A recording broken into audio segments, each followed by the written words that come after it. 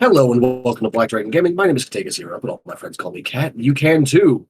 This is Weeb Wednesday. We're talking about Ranma One Half, Demon Lord 2099, and others with Mal. Yes, hello. So how you been? I know it's only been like 2 days since we streamed last, but what you been up to? Yeah, it's only been 2 days. Been enjoying the PC port, obviously fan made, for Ocarina of Time. It's been feeling a little nostalgic, so I decided to get Is it like an emulator or an actual like port? Somebody actually bothered to make a port. Wow. Okay then. Yeah. So it's not just like an emulator that's installed along with it or something. Yeah, nope, not just an emulator. It actually That's like true devotion right there. Fuck. Yeah, I think it utilizes Unity. Okay, yeah, fair enough. But yeah, Ship of Harkinian is the name. It does require that you have a legal ROM to play the game, because it extracts all the wink, wink. It extracts all the models and things from the ROM. But otherwise, it is all in engine. Yeah, fair enough. Yeah, the wink, wink on that legal ROM. By the way, Yeah. there are ways to get those. They just have to put that up to like for legal reasons. It's fine. Don't worry about it. No one's gonna bust your balls for having an emulation disc. Yeah. Which is like an ISO. It's a RIP.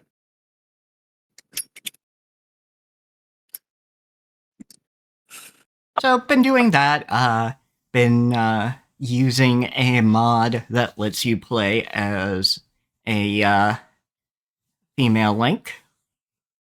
Oh yeah, you sent me that. I thought those were just fucking like fan models and shit like that. Not not a mod. I didn't know it was a mod. Yep, those are actually mods specifically for the port, which is known as Ship of Harkinian. Golf Femlink. Yes, there's that one. There's one that's Malon, which is the daughter of the ranch keeper, a fan favorite character. Fair enough. And then there's actually just a straight up Linkle, which I didn't show you, but a fem Link with more like of the forest aesthetic. Like that, right? Yeah. I don't remember. I have no idea what the fuck Linkle is. I just know that Linkle is cute. Yeah, she's very cute. This is gonna like date me pretty hard, but the only two Legend of Zelda games I've ever played are Twilight Princess and the original gold cartridge. Ooh, fun. I did not play. I did not play the original gold cartridge until much later. My very first one was Link to the Past. Yeah, I remember being like 3 in front of the fucking Nintendo, just like trying desperately to figure out what the fuck was going on in this like adventure RPG game that I've never played before because I'm 3. Yeah, yeah, that's fair. Yeah, Ocarina of Time is very special because it is the first 3D Zelda. Yeah, I've seen like people playing Ocarina of Time and Wind Waker, but like I've never actually done it myself. Yeah, Wind Waker is definitely another fun one. I'm just like not interested in the kind of games that Zelda games are. That's fair. You're not big on the whole puzzle thing. Yeah, nah. Let me see, getting those socials out there. The themes of Majora's Mask are quite fun. And the game itself is fun. I don't remember enough about it to comment on the themes. Because it is very, very explicitly game about loss and death, which you wouldn't expect for something that was a quick turnaround sequel to Ocarina of Time. It runs in a 3-day loop, and on the third day, if you haven't beat the final boss, the world ends if you don't go back in time yourself. With that fucking moon. Yeah, with that fucking moon. You know, the moon that everyone knows.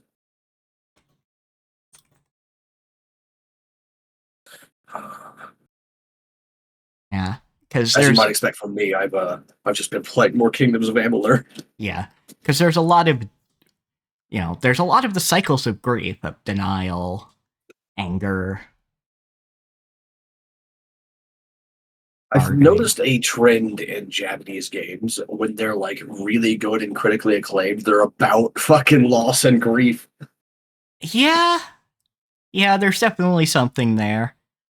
It's also interesting because one of the things that happens because they're doing a quick turnaround sequel is this other world has equivalents to a lot of the characters you know. And some of them do not fit into the roles of their Hyrule counterparts. So, for example, the two old women who raised Ganondorf and worked for him are now just shopkeepers. Yeah, fair enough. And there is evidence in the game's files that they were originally going to have Ganon's counterpart just work at a fucking fishing hole. That would actually be really good. I think I would like that a lot. The idea of like the big dark lord just being like a fisher or a farmer or something like that in another world. Yeah, exactly. It reminds me of how Führer King Bradley from Full Metal Alchemist, when Ed ends up in our reality, dude's just normal. I think he's like a photographer or something. I can't remember, but he was just a normal guy. Just some dude. I like that a lot. It's like my favorite shit. But yeah, you've been playing Kingdoms of Amalur. Yeah. I talked about it yesterday with Nate a lot, but the big thing about that he apparently like really likes this idea. I don't think he's gonna push for it to be in Magimek, but he really likes the idea of the Great Cycle, um, which is what Fae do when they die. Is they go into the Great Cycle instead of dying, which means they just get like reborn like sometime later. It depends on the exact Fae and how they died and so on and so forth. But they just get reborn later.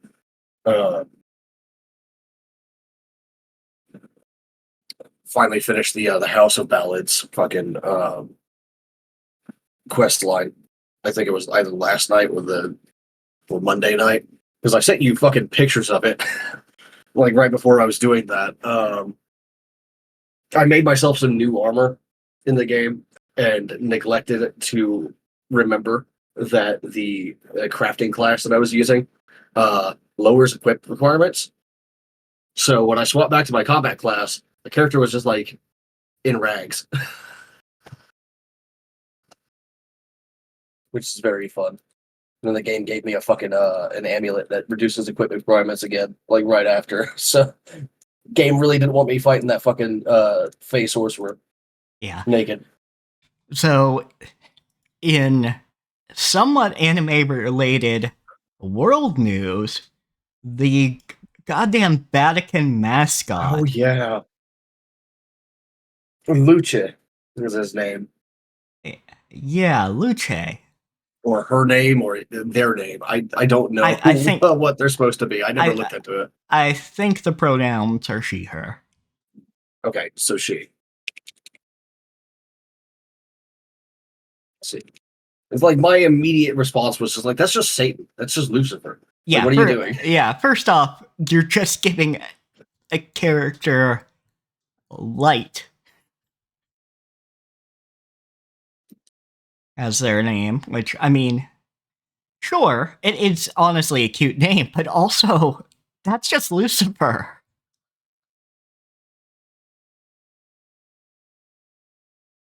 Yeah, it's just like, come on, what are you guys doing? Why would you name your fucking like mascot Lucha? Like, come on, why?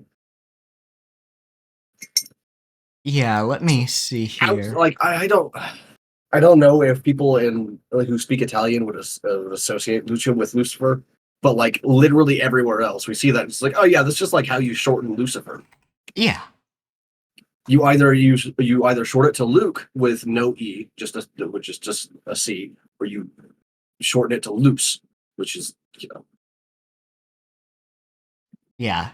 Specifically, this is through a company named Tokidoki, which is a Italian company, but inspired by Japanese You know what would like aesthetics. fuck with me so hard is if they had someone like become like a lucha fucking VTuber.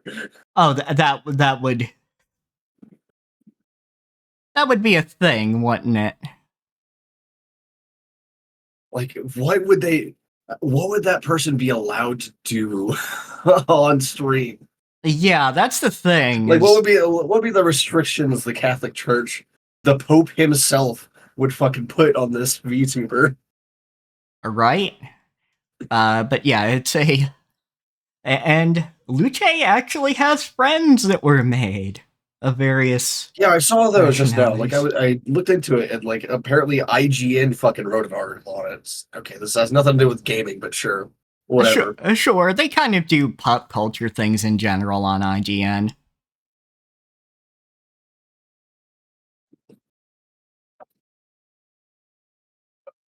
And it's not like Honestly,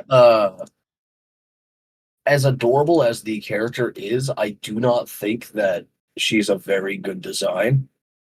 yeah, Like the blue and the yellow of the rain, like the blue of her hair and the yellow of her raincoat clash too much, I think.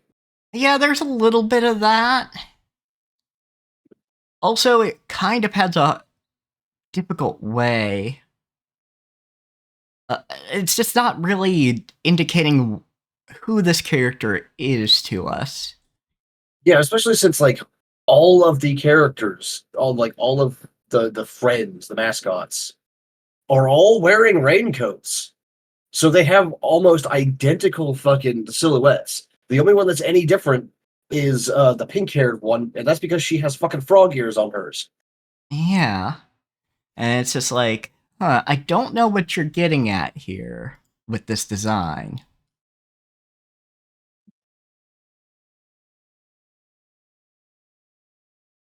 Like I know that the windbreaker is supposed to be like a robe almost for to indicate like being a pilgrim, but like there's a reason why we usually take off their fucking hoods when we're designing them otherwise, like as pilgrims. It's to give them a better silhouette, more recognizable, right? Like Yeah. take the hood down so we can use their hair as part of the silhouette because they all have different hairstyles, very different. Yeah, for But sure. they all have their hoods up, so we can't actually see the rest of the hairstyle. Yeah, Just their bangs, you know. yeah, the only one who has a sincere difference is the one with the hood that has animal ears. Yeah, like everyone else is like they're all just wearing fucking rubber rain boots and a raincoat. Yeah. They're carrying a walking stick. They've all got the same fucking shape of the cross on their chest from their amulet or Yeah. their necklace or whatever their rosary, I think it's called. Yeah, the I think rosary. that counts as a rosary. Yeah, because I think it counts because it has the beads on it. Yeah, normally I see rosaries as like bracelets, so it might be a rosary necklace. I don't know.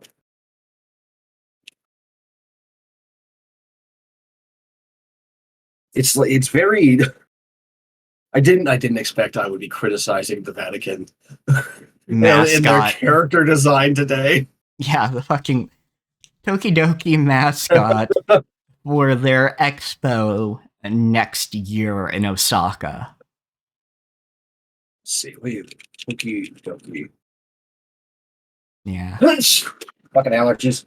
I'm sorry, buddy. I didn't scare you. Scared my cat by sneezing. It'll happen. And yeah, that was the thing I was going to go into. Tokidoki is not an explicitly Catholic company. It's Italian.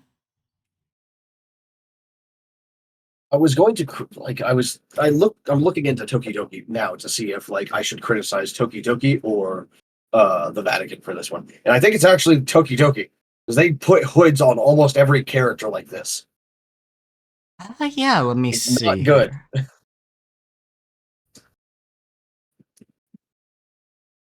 Because they've got a huge collage of like all their characters, and almost all of the humanoid ones have hoods on. Yeah, you're right. I see two that don't, and one of them just has a head shaped like a hood anyway, with like a mohawk on top. So yeah, it looks doesn't like really change so anything. many of them do now that I look. Because the only other humanoid I had seen had been Grim Reapers. I'm like, of course. Yeah, of course the Reaper's gonna have a fucking hood on. Yeah, whatever. Yeah, like I think this is Tokidoki's fault, and of course, by extension, it's the Vatican's fault for going to Tokidoki in the first place. But whatever. Yeah, but also, what other anime-inspired Italian company are you going to go to? I'd like just hire some independent artists or something. Yeah, honestly, I would have just used inroads and translators to talk to a company in Japan and be like, here. Yeah, something. Like, fuck. Like, even as much as I dislike Christianity, and as much as I have that bias, I think I would still like give everything I had to like a job from the Vatican for Yeah, like designing well, their mascot or whatever. yeah, like, if a company fucking, not even a company, a government approaches you and they're not, Russia or Israel. Or fucking North Korea or something. Yeah. Yeah. So I would work for the Vatican City for like one job. That's Yeah, fine. exactly. One job just showing off a 17th century painting. Yeah, your cat. Go. You gotta get out of Ember. You are in front of my monitors. Thank you. Yeah, because this is You little all to bastard. go to an expo in 2025 to show off the Entombment of Christ by Caravaggio. Yeah, like and they said that like it's supposed to be like a mascot to help them connect with their younger like flock, right? Yeah, Okay. sure. The A Archbishop. 6-year-old is going to like this, and not like a 14-year-old. Yeah. Yeah, to live within Which it's the teenagers you want to target anyway. Yeah, to live even within the pop culture so beloved by our youth. Granted, I mean, leave it to the Vatican, who is, even more than a lot of governments, run by old fuckers, not to really understand character design and who to approach for character design. Like, the vast majority of people don't understand character design at all, right? Like that's normal. Yeah, though I think most people would go, oh yeah, no, we can't literally have all of these characters be in hoods. I don't know because I haven't seen anyone else talking about that, and I didn't even notice until now myself because I hadn't seen the other. Fair enough. I guess it also depends on how much they left up to Tokidoki and didn't like pour over revisions.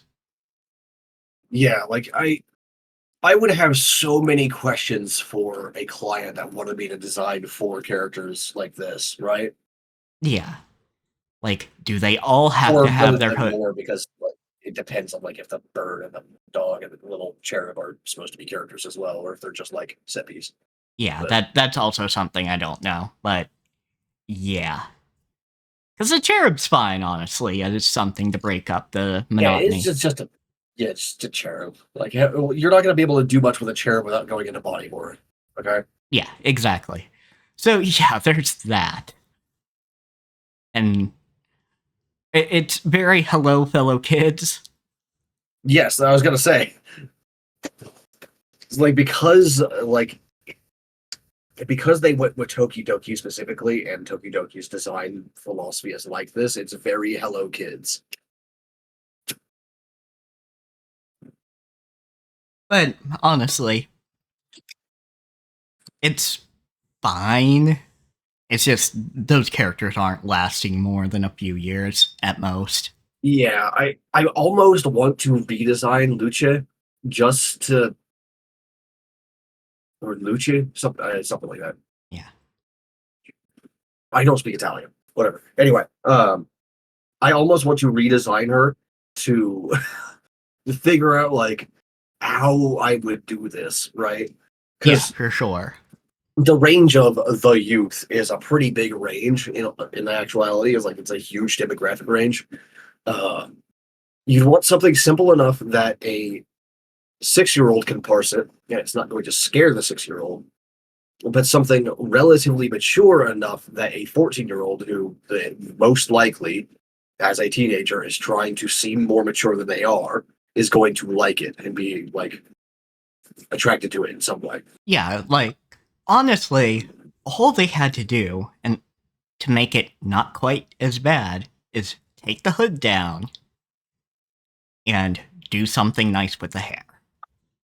Yeah, like my first thing would be to pull the hood down. Yeah. Like, there's definitely more you could add to that while not over designing it, but I think bare minimum, you take the hood down, you display the hair. Yeah, we take the hood down, display the hair, and I get that like some people aren't gonna be like fond of the idea of taking the hood down because like it's supposed to be like that we're all one, we all look the same, blah blah blah. But that's not good character design. Yeah, no, I The think, only time that's good character design is when it's actually like fucking saying something in the story, right? yeah, like, I think honestly, that the unity of faith is displayed enough with all if all of them have the cross on their Yeah, bodies like somewhere. they can even all still keep their walking sticks, which I don't know if that's a specific kind of walking stick that is considered like some symbol of Christianity or not. Because I Uh, haven't exactly looked into the vestments and scepters and all that shit that they could possibly be using, but yeah, I don't know for sure. considering the very specific shape of the top, like I would assume it is Yeah, because it's not like it's a shepherd's crook either. So yeah, initially what I was thinking was shepherd's crook.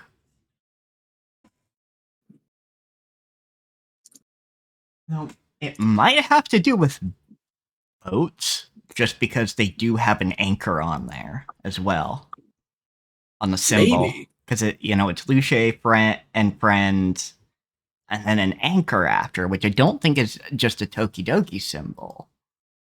Because their no, symbol, that would probably be like a reference to like Noah's Ark or something like that. yeah, so it might have to do with fishermen in some way. Actually, I have a an artist colleague and friend who went to college for theology. I could ask him later about it. Like I could send that image to him later and just be like, "Hey, do you know what kind of if is this some kind of specific crook in Christianity or something?" I, Yeah, because I would honestly I would open the raincoat as well to show some more individuality rather than keeping it zipped up.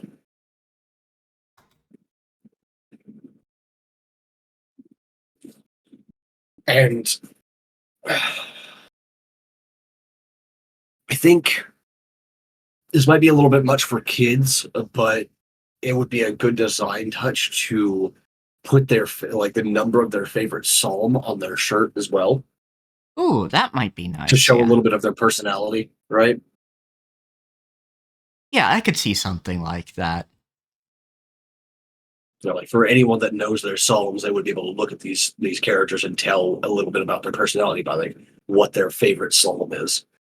Yeah, for sure. When you're wanting to do something like this, which is kind of an offshoot of, this character and her friend, like Hello Kitty, that's what you would do, is have some display of their personality through some of those things they like, For some characters in Hello Kitty, they like strawberries or something. Yeah, and they're themed after that thing to make it easy to tell who they are and what they like. Yeah, absolutely. All right, so do you want to start with Ranma or do you want to start with Demon Lord 2099? Either or. We can go with Ranma though. That's fine. Like since we started this for Ranma in the first place. All right, Ranma. So we start off Ranma with a new character and a long-standing character, Ryoga.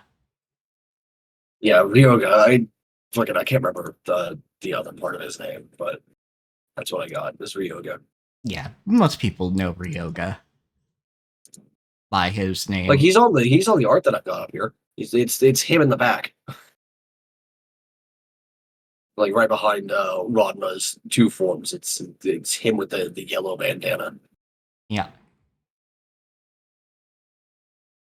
So yeah, Ryoga absolutely could not find his way out of a paper bag. Yeah, man has some real issues. Yeah. It's much better, I'm sure, if you know your actual Japanese geography. But this guy went to he a ends bunch up in fucking like Hokkaido instead of Tokyo. Yeah, exactly. Like he went to several different prefects before he ended up actually making his way to Tokyo.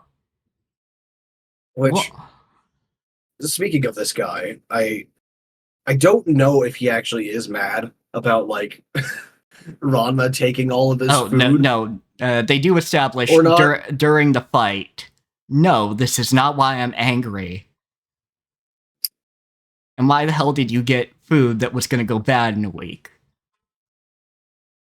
Well, I mean that one's on Ryoga because like he took so long to get there. But yeah, absolutely. It seems like it could like.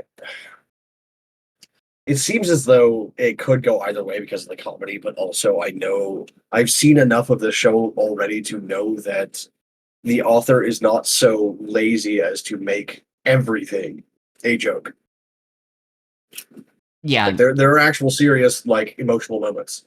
Yeah, I can tell you that it's not a joke, and it has to do with the fact that Ryoga went looking for Ranma after he didn't show to their last fight.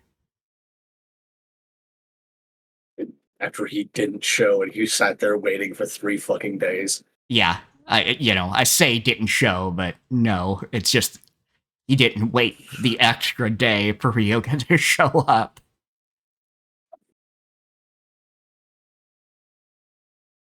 Like, the reason...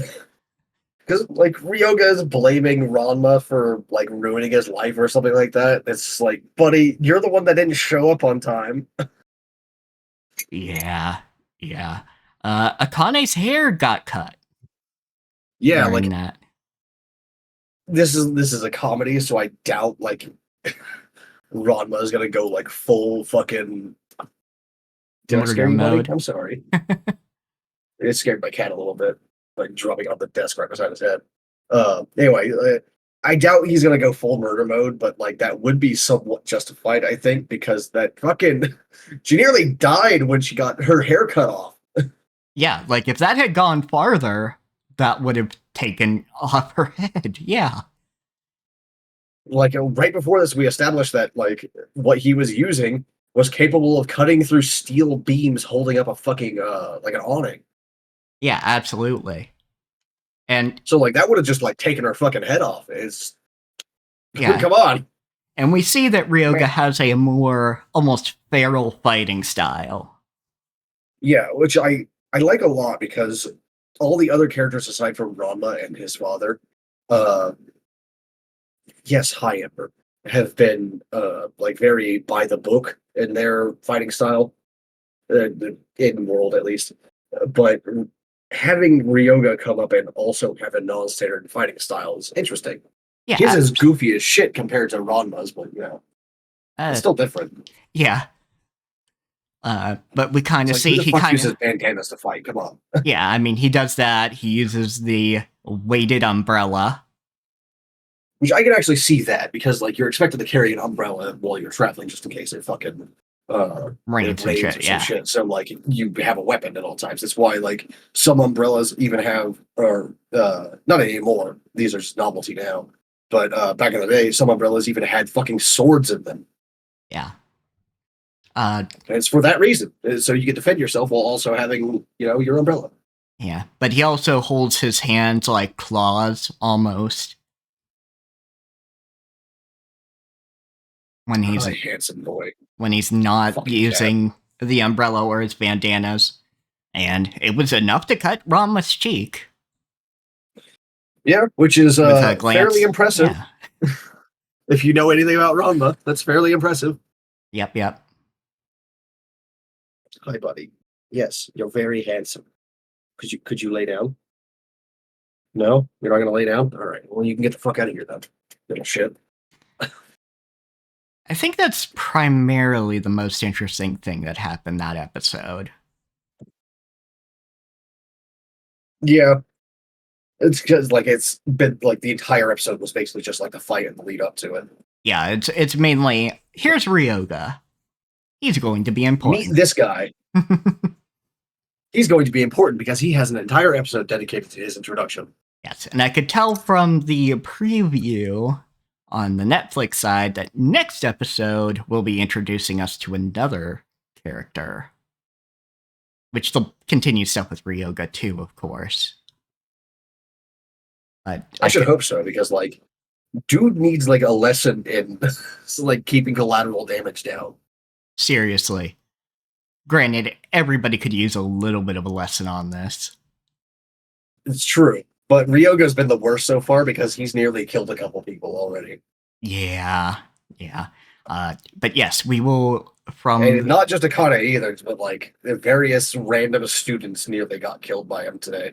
Oh yeah, So- absolutely. Like the umbrella going flying could have landed on somebody. And nearly fucking did. Some people got a very close shave, literally. Yep. Akane was not the first person to have their hair cut by this motherfucker. Yeah, seriously. The new character that looks like they'll be introduced due to the intro is Shampoo, which she is the purple-haired girl in the art. Which you can't really see her face because the art doesn't extend that far up, but Yeah. Let me... just like, she wearing a cheongsam? I think? I can't really see. Most of her is covered by like Ryoga and whoever the fuck that cat is. Ah, gotcha. Yeah. Had to pull up the art to see exactly where it cut off on your end. Yeah, and actually, if you look to the right, that is, I believe, her grandmother. On the stick? Yes, on the stick. Okay. Fair enough, I guess. And there is a hint in that art of why Ryoga's actually mad. Is it the boar? It is Does he the turn boar. into a boar? He does turn into a boar. Okay. He actually Okay, managed... so he followed Ranma all the way to the cursed springs and fell into a spring himself. Yep. That explains why he didn't react the same way other people reacted when Ranma turned into a girl. Yep. It was just like, oh, you think that's bad? I turn into a fucking piglet. Sucks to suck, nerd. Maybe you shouldn't have fallen into the fucking spring then, idiot. Look, when the locals say that something is cursed, it's because something bad happened there. Probably don't go there, just in case something bad happens again. Yeah, fair. The locals are the ones that have to live around it all the time. Like, listen to them. Yes. Sometimes it's stupid, and there's no real reason to be afraid of it, but other times it's because the place is unstable, or it's filled with toxic fumes or something. Like, Yes. come on.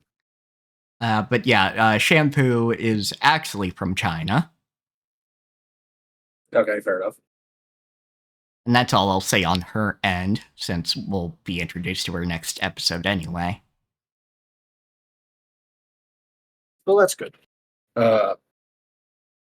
For Demon Lord 2099, the first half of the episode was focused entirely on him regaining his power through the feed, like the streaming business thing. This motherfucker gets famous playing goddamn Dark Souls. And it's like, I wish that's how it works. Yeah, like, well, honestly, at that point, Dark Souls is probably vintage. Oh yeah, like it's super vintage by then. Yeah, so it might have worked. A guy who does not know anything about games getting introduced Via Dark Souls. Yeah, you know what? I can get that actually.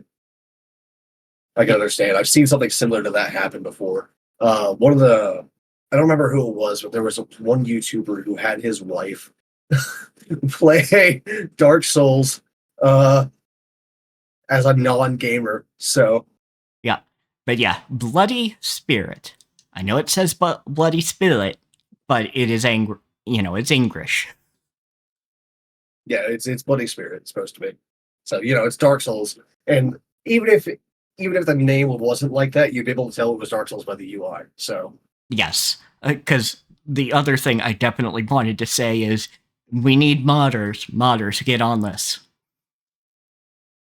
At least, like, some of the enemies that show up.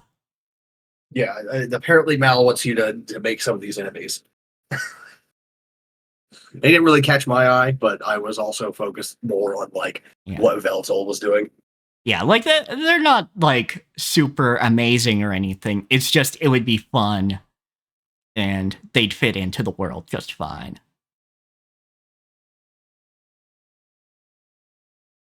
I hope that going forward they keep this rough amount, like this rough split of like the YouTubing slash fucking streaming stuff and the fights. Like roughly 50-50. Yeah, absolutely. Like I am looking forward to more fights. So just going over some things that happened before fighting occurred. Machina forgot that Veltol was there because she's so used to living alone. Yeah, because she's been living alone for several hundred years now. Yeah. So, she comes out of the bath and she's just got a towel over her shoulders.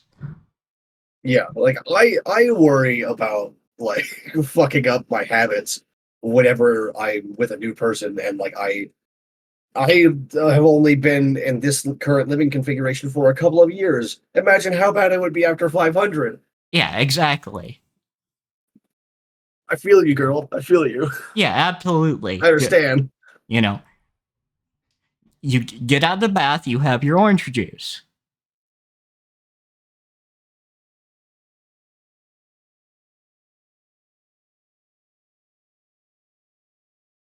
I'm trying to think like what of my habits would be different if I lived alone, but I actually don't know that many.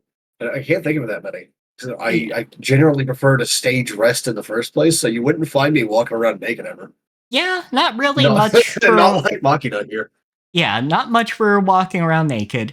I do want to point out this scene also was just a good characterization moment for both Machina. Like Veltol knows that he's good looking. He knows. Yeah, he's like, you've got nothing to apologize for. You look amazing.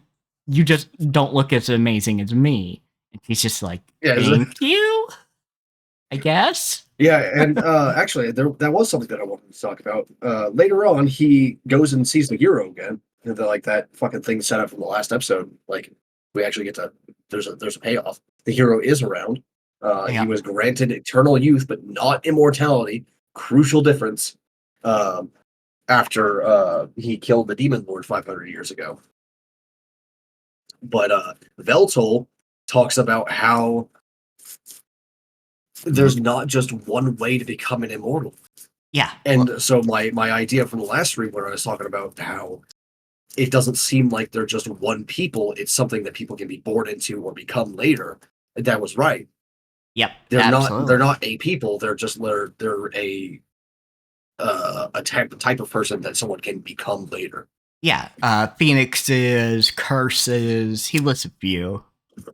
Yeah, of course, like lichdom as well is in there. Yeah, there's a lot of ways to do it, and the vast majority of immortals became immortal. They weren't born Rather into than it. being born it like Makino was. Yeah. As far as we Yeah. know, Makino was born into being immortal because she was just like a village girl. As far as we know. Yep. I assume from her fire theming, it might actually be Phoenix related. Could be. Yeah. I don't know. So yeah, there's that. This also handily explains the difference between Veltol and all the other immortals and why they can use the Familia and he can't. He's a completely different kind of immortal. Yeah. It also explains why he was able to come back to life after being killed. Why he was able to be resurrected. Yeah, he is He's just not the same kind of creature. Yeah, he's his own thing. Also, he kind of goads anybody who, because when he starts streaming, of course, people are like, "You suck," and he goes, "Yeah, my thoughts first, exactly," and he just goads them a little bit because it doesn't matter, positive or negative faith in him, it's still attention, and that feeds into him. Yeah, it still makes him stronger. Which I wish that's how it worked in like real streaming. Right? It's like, yeah, it's still attention, but like the negative people aren't gonna like give me money. Yeah. And that's like the closest equivalent to like what Veltol's getting out of it. Yep. Get out of here, nerd. So all of that happens, and then he comes across the same Oni orc guy who beat him up last time when he had been injured by fucking Marcus. Yeah, when he was injured, it's still much weaker because now he has 1,000 or not 1,000, 8 million fucking followers. Yeah, he's got. I doubt he has 1 million subscribers because that's a lot of fucking money. He would not be living in that hovel anymore. Yeah, no, but he has a million followers, and now he's got enough power that he doesn't even really say the name of a spell. He just kind of concentrates the energy and punks this guy. Yeah, like enough that he just absolutely dunks on this dude who is augmented and also has a familia. Like he, it's pretty good. I like that. Yeah, like this guy breaks his arm with the wind spell, but it just snaps right back, and he brings his hand down, and that's all she wrote. Yeah, his regeneration is so much faster that he doesn't even bother him. It doesn't slow him down in the slightest, which is great. Yeah, it's great. And then we find out that was the former bodyguard of our hacker friend, whose name I still cannot remember for the life of me. Yeah, it's like Takahashi, maybe? Something like that. I know it starts with a T. But yeah, you do that while I explain what happens next. So Hacker Friend is like, "Oh, you can be my new bodyguard. You owe me a favor anyway." And then she takes him on a mission to steal a thing. It is Takahashi. Takahashi. Okay, good. That will be easy enough for me to eventually memorize. But yes, Takahashi goes, "Hey, I need to steal something. I need a bodyguard. You can be my new bodyguard." Wasn't she stealing something from Marcus's company as well? I don't remember for sure, but I think it was. If not, it's probably related to him. Either way, she needed the thing, and she was going to have a look inside to see the security, but nah, he just breaks down the door. Yeah, because of course he does. Like at this point, he's far beyond like the average person. Yes, he's again, finally. Yes, he's ready to get in on this. He's probably still not strong. He's probably not strong enough yet to actually fight another immortal again, but he's getting there. He's much better than the average person, at least. Yeah. Yeah, he's actually going to get there. Like, my view is probably Marcus is going to be outside his range for a while. I would hope so, because, like, that's Marcus, right? Like, unless there's some other, like, really big dude that's gonna be the villain afterwards, like it's got to be Marcus for the first season at least. Yeah. Of course, like the hero could end up being the new antagonist afterwards. Yeah, it could be that because going back in time here, the hero is kind of despondent because he feels like nobody needs him anymore because he got turned on when wars started breaking out. People were like, no, we don't need you anymore. We also got Veltol's motivation for conquering the world as well, and it's to stop all the infighting. Yeah, it's to create peace. And that gets through to the hero a little bit. Because it's like, I thought you were just an evil bastard. Yeah, like realistically, conquering the world is not going to cause peace. Because there's always going to be like shit being oppressed at the margins. Like, yeah. What does create peace is the ability to just like not fucking kill each other over petty shit. Yeah, really. But of course, but you can't force someone to do that. Like they're gonna try that anyway, no matter what you try. Yeah, because of course, 500 years ago, though, yeah, I could see that being the thinking. Yeah, that's true. It's like a more like medieval sort of setting. Yeah. Yeah. Yeah, we can achieve peace by having a singular power structure. And by doing... I'm eager to see if Veltol's mind has changed at all. Right? Because that's usually a thing when demon lords get like yoked into a modern world of some kind, is they slowly change their minds on why they're going to conquer the world, or if they even are. Yeah. Next games he should play is the Civilization games. That would be funny. I would like that a lot. Obviously legally distinct Civilization, but Civilization nonetheless. Or something like that, where it's a 4X game, and he can kind of go, wait a second. That's not how that works. Well, either that's not... They actually got this one close. Yeah, either that's not how this works, or I was actually going with, figuring out, wait a second, having a singular power structure does kind of lead to betrayals and whatnot. Yeah. And doesn't seem to actually stop the cycle. Unfortunately, we have to take a bathroom break because my stomach has decided that it is time.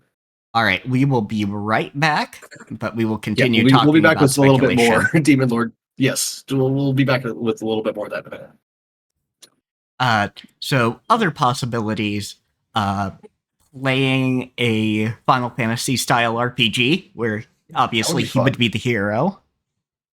Yeah. That would actually, you know what? I think that would actually be really interesting if we actually got to see him play it in depth. Yeah. But we're probably not going to, because it's like a hybrid series where half of it is on character and the streaming thing, and then half of it's on the action. Yeah, but it would at least give him, like, they would probably go through some select plot points of this fake RPG. And he could kind of... If they were smart, they would, yeah. Yeah. Hell, there's probably an RPG that's based on the hero. Actually, that's a good fucking point. Like, the hero and Veltol are both, like... Historical figures. There could be games based on them. Yeah, for sure. And Machina, for that matter. Because, like, it's not like she was just, like, some random grunt, either. She was one of his 4 generals. Yeah. And one of the 6 under him. 6, sorry. Yeah. Yeah, he's like the 6 Dark Peers. There we go. Yep. I'm so used to, like, Japanese stuff doing the 4 generals and not 6. Yeah, so she was one of his 6 direct underlings. Also, I am going to posit a guess that the VTuber we keep seeing is going to be important. Could be, yeah. Because do we even have her name yet? I don't know if we do. But she, well, I mean, she's a VTuber, and it wasn't to establish VTuber so Veltol could be a VTuber, because he's just a regular streamer. Yeah. So my guess is... I hope she is important, yeah. Yeah, so my guess is she's a VTuber, so we don't know her identity, and Veltol couldn't clock her identity. Yeah, she might be another immortal. Yeah, that's my guess. That's a good point. Although it would be really funny if she was Marcus's secretary. Oh, that would also be good, yes. I kind of had that thought in the back of my head. Like, that would be kind of great. But just like them meeting off camera to like fucking set up some collaboration or something like that. And he's just like, "Hey, it's you," and she's like, "Oh fuck, it's you." Yeah. Which, that would actually be really good. Yeah, I like that a lot. Yeah, which either way, I have a feeling her identity will be important in one fashion or another. It's rare that you clock something that I don't, but there you go. That's one of them, because I hadn't even thought about that yet. Yeah, because I was kind of sitting here thinking, well, the whole VTuber thing wasn't exactly necessary. And, I mean, it could just be to have a VTuber, but I kind of trust this narrative enough to go, oh, but if it's a VTuber, that means we can't clock the identity. And who would want to hide their identity? Either somebody important or somebody who's an immortal. And I mean, you know, sometimes you're just a VTuber just because you want your fucking privacy, but thinking on a narrative scale. Okay, Demon Lord 2099 did start its serialization as a light novel after VTubers exploded onto the scene. So it could just be like, we just put it in there because we liked it, but... Yeah. From so far of what I know of this author and how they do things, it doesn't seem like it's in there for nothing, though. Now that you've brought it up, I think I'm pretty sure I agree with you that this character is going to be important somehow. Yeah, this character will be important, and the fact they hide their identity isn't just, oh, I want a little bit of privacy. And it does make sense that Veltol isn't a VTuber, because he needs people to put faith in him. Yeah, and also it would cost money to have a VTuber model made. True, though. And they're not exactly flush with that right now. Yeah, though I suppose, considering they used Takahashi's old equipment, she could have had an old model. That's true, but like, streaming equipment isn't all that different from just like recording equipment in general. Yeah, absolutely. The only thing that is really different between VTubing and streaming equipment is me getting a camera that does the motion capture. Yeah. And considering he's streaming with a camera already, like that wouldn't be too different. And Takahashi could have just like had that camera. Because like, even I like had a webcam for a while. I gave it to my housemate a while back because I don't ever use it, but I did have a webcam for a good while. Yeah. Also, I did realize I did misread the commission page for my VTuber. It's not that it'll be done November 6th.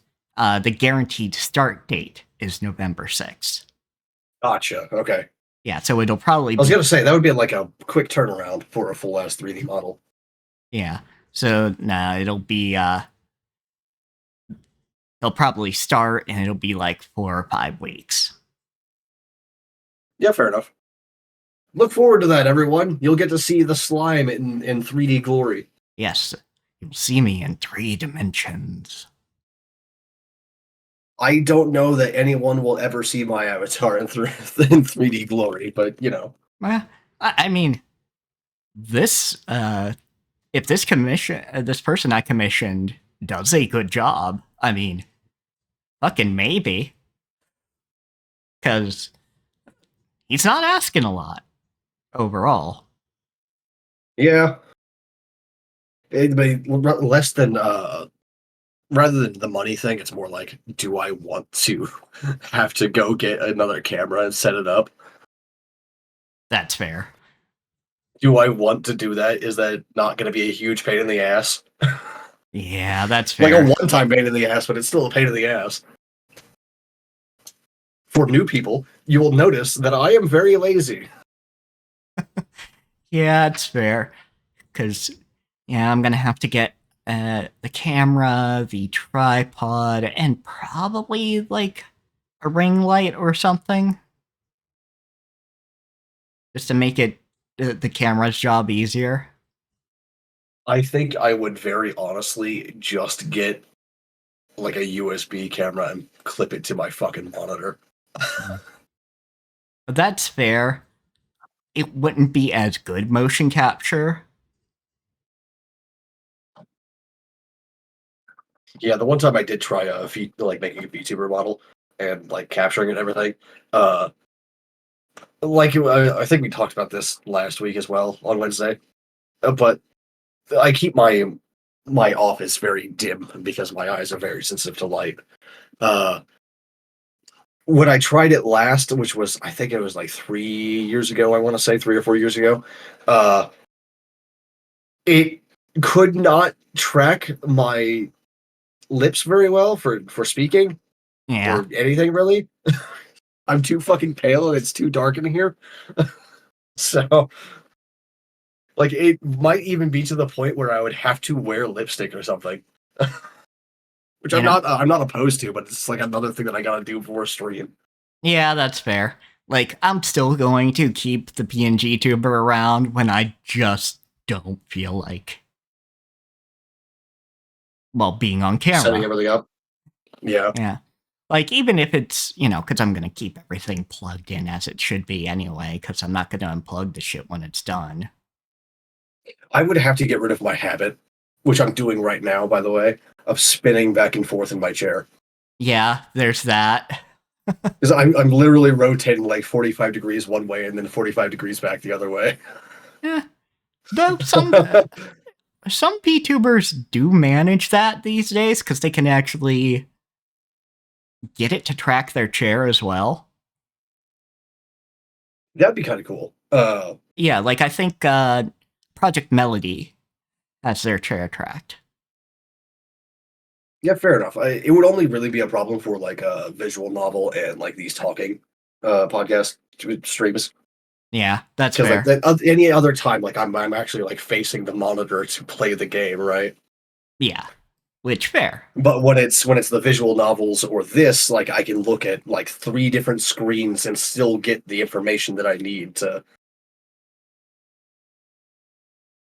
It's like even when it's my turn for narration, I can just straight up turn to my third monitor and read it off of your stream that I've got up on that monitor. Yeah, that's fair. So I don't do that very often, but most of the Yeah, time it's off of my fucking OBS or the main screen where I've got it up. yeah. I mainly just read it off the game, though sometimes I do read it off of OBS if I'm looking at OBS. Yeah, like if I'm looking over at chat when it's my turn, I'll just read it off of my OBS.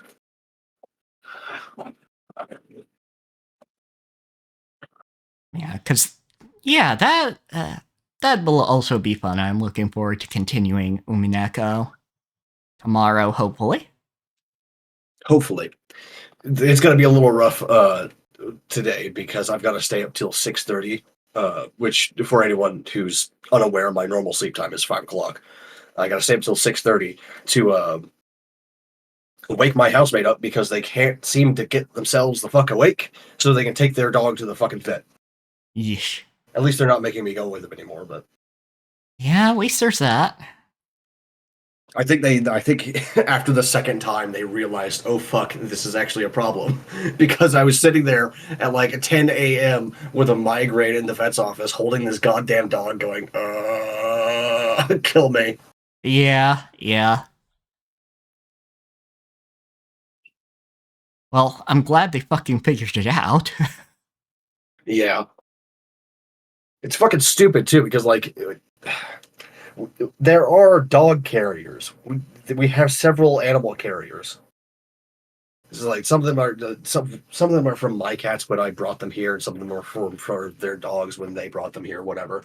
But we have several of them. They could have just like cleaned one out and stuffed the dog in there the entire time, but no, for some reason they just had to take me, like, and force me to hold this fucking dog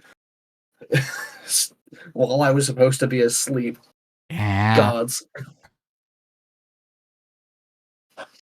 It's brutal too because like I still gotta call the medical office for to like get the shit straightened out properly, but I haven't fucking been able to because they keep fucking with my sleep schedule like this. I can't wake up early and call the goddamn government if I don't get up early enough, you know? Yeah, that's true. Very frustrating. So I'm gonna have to call them on Friday instead because I gotta stay up late because the office doesn't open until well after 6:30 in the first place, so I can't just stay up later today and call them. And staying up late like that's gonna make me fucking sleep later. So I can't do it before the stream tomorrow. I gotta do it on Friday. God damn it. I was gonna do it today, but I couldn't sleep for like 4 hours. It was brutal. Fair enough, yeah. So Insomnia sucks. yeah, once you get that straightened out, though, that'll be great because you can actually get to a fucking doctor. Yeah, hopefully. Fuck. I do have like some minor anxiety that the doctor will just be like, oh yeah, you just need this one miracle pill and then you'll be completely cured and you won't be able to get on or you won't need disability at all. And I'll just be like, fuck, but I haven't had a normal job in 6 years because of this. I don't know how to do anything anymore. Yeah, I could see that. So fucking, like, how am I going to explain that gap on my resume? What the fuck? Yeah, I would certainly have. I certainly did have some anxiety over that as well, getting treatments for my various things. Like, what if after all my medications and things, they go, oh, you're not disabled? Like, another thing that I'm worried about is like, they're just going to like, I'm going to tell them how much pain I'm in, and then the doctor's going to be like, oh yeah, that doesn't count as disability. I'm going to be like, what the fuck? I can't work like this. Are you kidding me? Like, I can talk for a couple hours, but that's it. That's all I got. Yeah, no, if your experience is anything like mine, they'll get you squared away. I fucking hope so. Yeah. Ice cream sandwich, sorry. And then I stuck the ice cream on a sensitive tooth. I fucking hope so. But yeah, I've been enjoying Demon Lord 2099. It's not just a generic fantasy, like lit fantasy. Mm-hmm. Lit RPG. Yeah, lit RPG style thing. I don't think it's even got any like real RPG elements at all. Yeah, aside from the classic story of the demon lord and the hero. But, yeah, that's true, because the magic system is its own thing and doesn't run off of RPG logic. Yeah.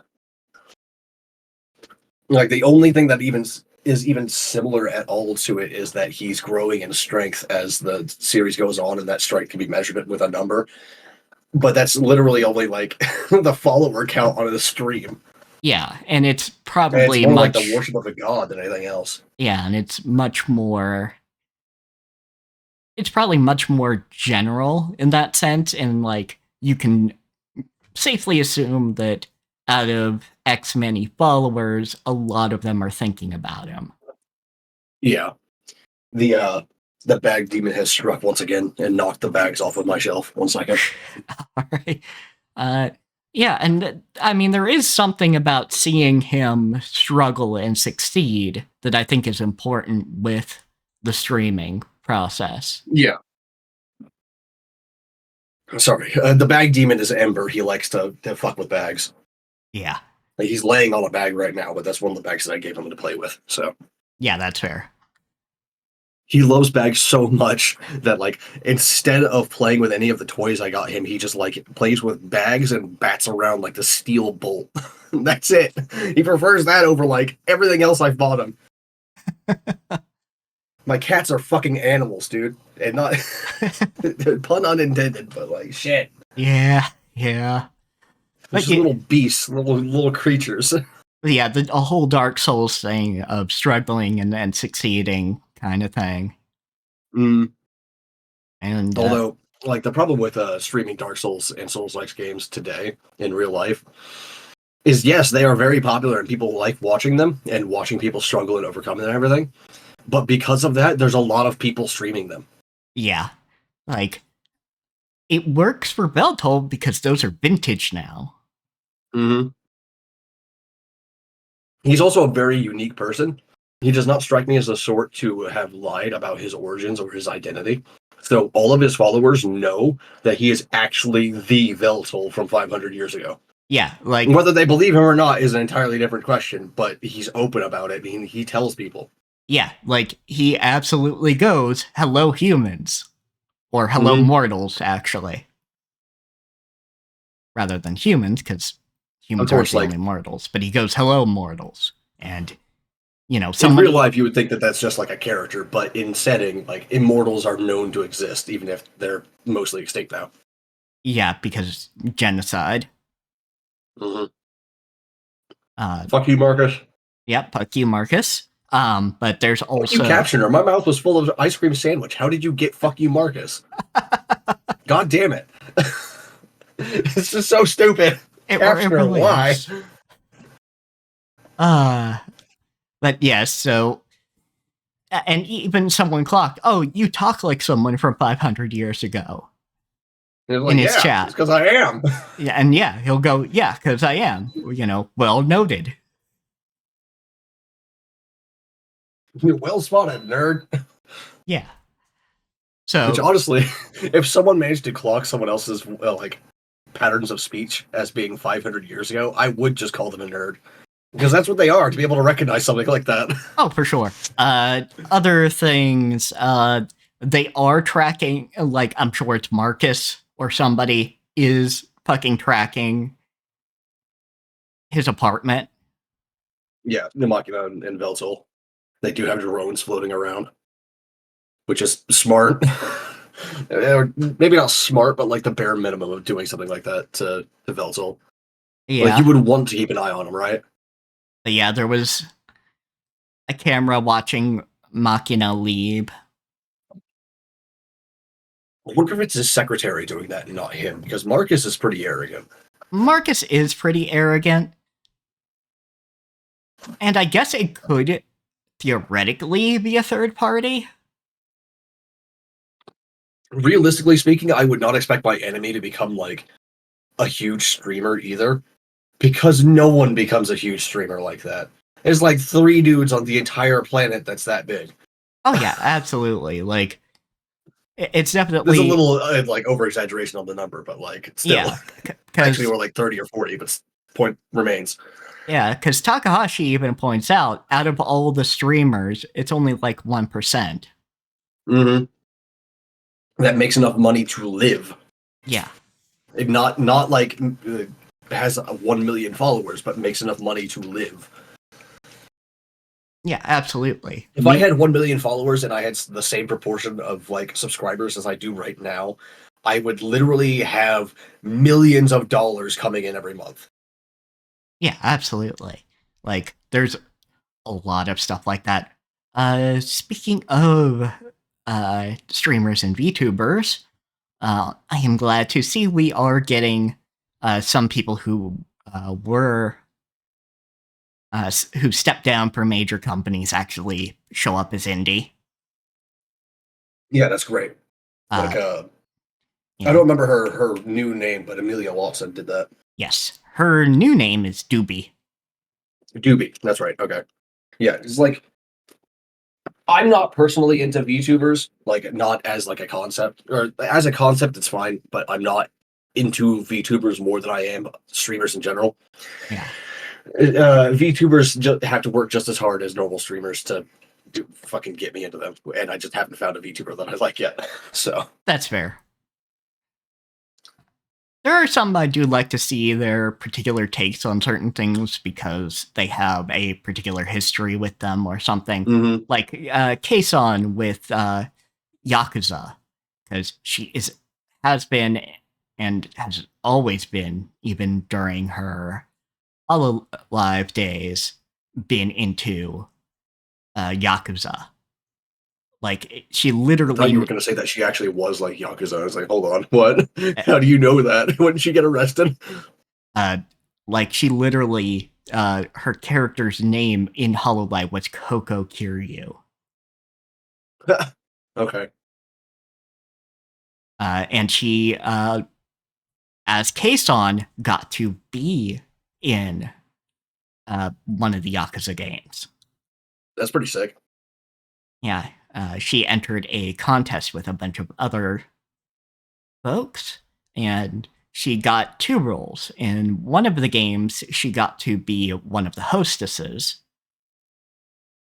and in the other one, she actually got to be her own NPC, who just happened to be a very large fan of Kiryu. That's honestly fantastic. I love it when huge fans of stuff like this actually get to be in the thing. Yeah, absolutely. Like, I do not think that like Michael Zaki is not going to call me on my personal cell, be like, "Hey, do you want a voice act for like Elden Ring 2?" But I would be stoked if it happened. Yeah, exactly. I would be so down if I got to voice act or be in anything like that.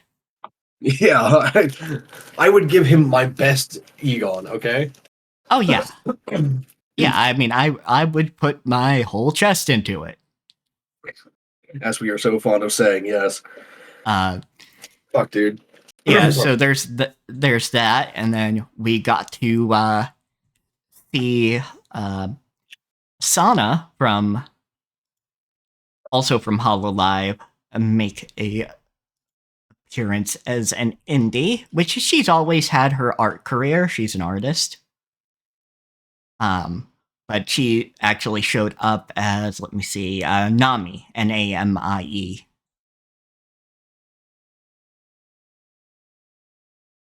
And her voice is just as obvious to pick out as Amelia Watson's. Which I do kind of dislike that Amelia didn't get the chance to go, oh yeah, I'm Cuban American before this. Because that's not identifying information. That is just your demographic. Yeah, it's just like, hey, this is where I'm from. Yeah, and there are plenty of Cuban Americans. So just saying, though, you did note, like, oh, I'm kind of sad I didn't clock that. Yeah. Even like saying Cuban American also doesn't even give like much like ethnic information about the person either, because Cuba also has like a mix of ethnicities in it, you know? Yeah, like I assume she's probably white, given both her avatars were white, so she's white Spanish, not, like... Maybe. I don't fucking know. Like, some Hispanic people can look very white. Yeah, that's fair. I knew a couple of Hispanic people growing up that would just look fucking white. That's fair. So there is that. You can... But yeah, like, I think the reason why I didn't clock her accent before is because I hadn't actually listened to many of her videos, you know? But, like, as soon as she said it, I was just like, oh! Yeah, I know that accent! Yeah, and Sana's accent is kind of the same in that you can definitely clock, oh, yeah, she's probably... I would say probably from India? Or had family from India and learned her English as the sort of British English they learn there. Yeah, fair enough. Though I'd have to double check to be sure, because I don't know her exact ethnic makeup or where she's from. I just know she was part of Hololive English. Yeah, fair enough. So for the freeform section, has there been anything that you've been watching or playing or doing recently that you want to talk about? Let's see. Like any funks that you've had on some stuff? Nothing too specific outside of the whole. It's nice to hear from industry VTubers that have gone indie, and I kind of think that uh, the Hololive style, while Hololive itself will probably stick around because it's a huge company, I think a lot of companies that will come after will either go the way of the shoujo, where it's more like they do the advertising and stuff and act as managers for people that hire them rather than acting as idol companies. Or they For those will, old people that don't know what the the language of VTubers and shit like that, the managers would be more like an MCN, multi-channel network, yeah, that's what, that we yeah, grew up with. yeah, like, well, I was going to say they're kind of going to go the way of an MCN and disappear if they don't. Because, yeah, the idol companies kind of work in in a way like the MCNs do, where they put a lot of undue control on the YouTuber without providing a lot.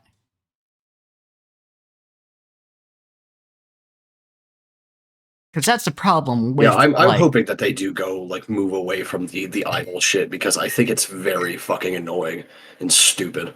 yeah, it's very parasocial in that way. Yeah, like it encourages parasocial like Yeah, relationships, and which is not good. as Iron Mouse has shown us with her recent music video, you don't need a big company to do amazing things. Now, granted, Iron Mouse is literally the top streamer on Twitch. I think it's hilarious that a random woman behind a VTube avatar is the like top streamer on Twitch. Yeah, Like you would not have thought that from 4 years ago, and I am glad that it's happened. yeah. Granted, she is a very versatile woman. Not only does she do game streams and things like that, uh, she's also a trained operatic singer. Oh, that's pretty sick. Yeah. And she wasn't able to go into opera because of her various illnesses that she's very open about.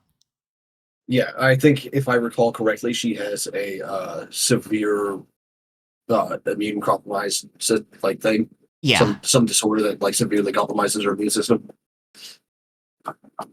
yeah. Like, let me see what it's called because, She's one of those people that can't really go out in public like at all.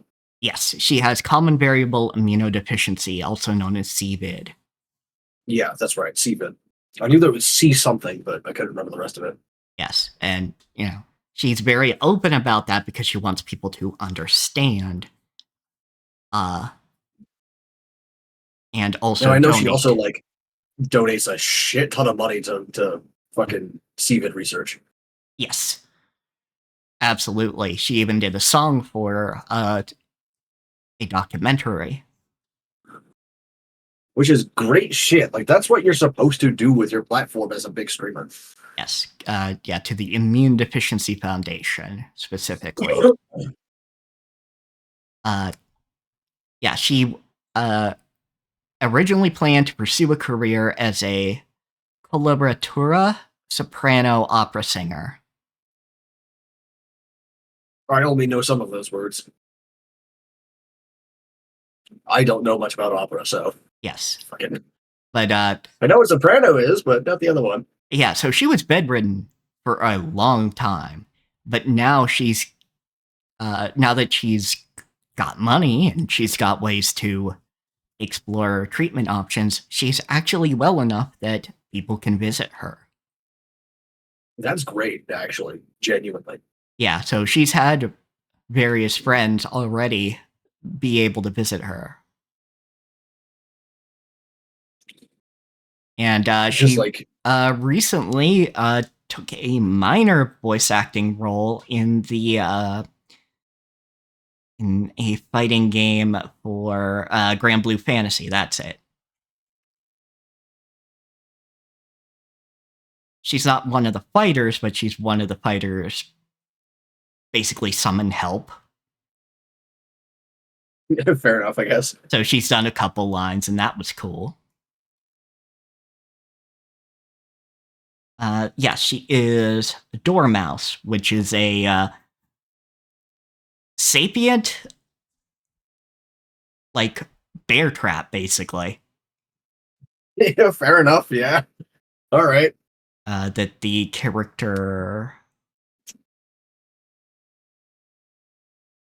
Bikala can summon as part of her moveset. That's just such a goofy idea, like a sapient fucking iron jaw trap. Yeah. Granted, not beating the Iron Mouse Yeah, allegations. yeah. I mean, that was probably done like explicitly on purpose. Oh, so. yeah, absolutely, absolutely. But yeah, just the fact that she can pursue more things and she's not quite as bedbound as she was. Because I remember a year or two ago, her fans got her a, because she asked, and in a matter of like, she couldn't even finish talking about it before they donated enough to get her a new bed that could be useful for her, because she was bedbound and did a lot of her streaming from her bed.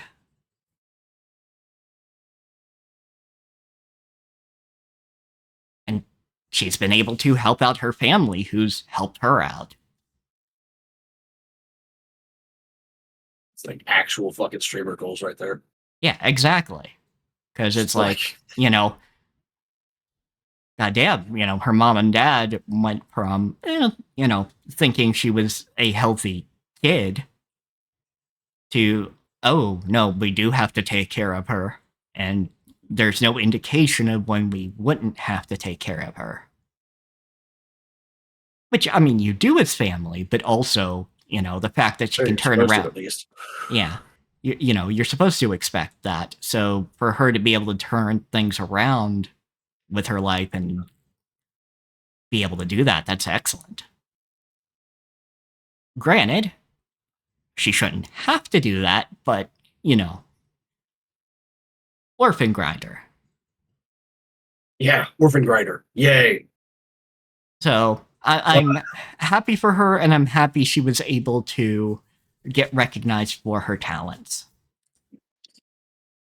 This is going to be like a hard veer to the left, but Nate and I are finally getting to the point where there's not many streams left in Elden Ring. Oh. We are finally getting there. Like, we have Rao, the Jagged Peak, Inner Ilum, the rest of the mountaintops, and then Farabazula to do. That's it. Dang. What are you even going to do for Tuesdays? We have some planned. I don't know which one he wants to do first, but he wants to do Salt and Sacrifice and Salt and Sanctuary, and then some others after that, which I gotta talk to him about, make sure like I remember what the list is. But that's like full much later anyway, because Salt and Sanctuary is like a 4-hour game if you know what you're doing, not even speedrunning. And I'm not joking. It's a short game. Yeah, it is a pretty short game overall. Salt and Sacrifice is longer. It's just straight up bigger. But it's still not like an Elden Ring or anything. It's more akin to like a normal Dark Souls game, right? Where it's like 15 to 20 hours. Yeah, absolutely. Like, if you know what you're doing, you could probably get that down to like 12, but yeah, so I think for me, privately, I'll just be playing Ocarina of Time, Majora's Mask, and probably also, since I will have money next month, play Metaphor. As Metaphor. It's finally back on that fucking Legend of Zelda grind, huh? Yeah. So I know you like the Zelda series a lot. Oh yeah, I love the Zelda series. I do eventually want to get the brand new Zelda game that actually features Zelda. I could be a peanut gallery for that one. I wouldn't mind. Yeah, but I would not be playing that one though. Yeah, Not but personally. that would require me getting a Switch that actually has a capture card in Oh it. yeah, it's only Switch, right? Fuck. Yeah. So I could do Metaphor. Well, never mind then. I could do Metaphor on stream. What, so I can poke fun at the fucking like ears? Yeah, I figure we could we consider it exposure therapy. I don't think that's gonna work, dude. Like the more I see like long ears on elves like that in Japanese stuff, the more I hate it. I didn't mind it when I was like fucking 14, but now that I'm like nearly 30, it's oh god, get me out. Yeah. But we'll see. Get out from behind the computer, cat. You son of a bitch. I do. You unplug anything? I'm in the middle of a stream. Get out from under there. Sorry, go ahead. I'm just gonna beat my cat. Go.